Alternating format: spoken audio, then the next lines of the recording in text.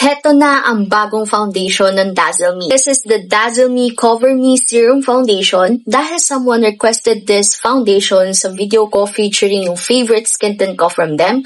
Heto na, this is my review. Mind you, this foundation has SPF 35 PA+++ with high coverage and seamless na para bang balat mo lang daw. Sa packaging, wala akong masabi kasi sobrang lax ang pakiramdam dahil babasagin siya. Wait, nasabi ko na ba yung price nito? I bought this for only 299 pesos only sa Black App. I only have one shade here. At ang meron ako ay C03 Cool Vanilla. Na-apply ko na siya on one side of my face para makita na natin yung difference nilang dalawa. But right off the bat, this is what it looks like. If you're wondering kung ano ang consistency niya, siya ganun ka-runny, hindi rin siya ganun ka-thick. I'm blending it the usual way.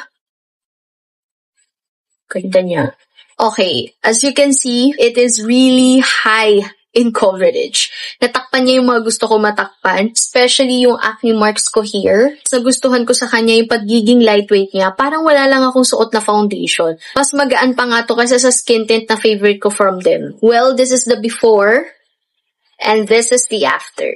Sakto lang yung finish niya sa akin. Not too dewy, not too matte, which I think perfect siya sa merong textured skin. To think na meron pa akong active pimples as of the moment. Medyo nag-cling siya ng konti, pero on this area, hindi naman. Okay, I just finished my makeup para lang talaga mapakita ko sa inyo kung ano yung hitsura niya para ma-appreciate na rin natin siya ng sabay-sabay. Honestly, I super duper love it. Mukhang napalitan na yung favorite base makeup ko from them instead of yung skin tint na mukhang ito na yung papalit. Ang ganda talaga eh.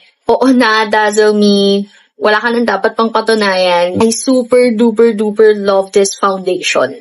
So let me know in the comments kung meron pa kayong product na gustong ipa-review sa akin. Yun lang. Bye!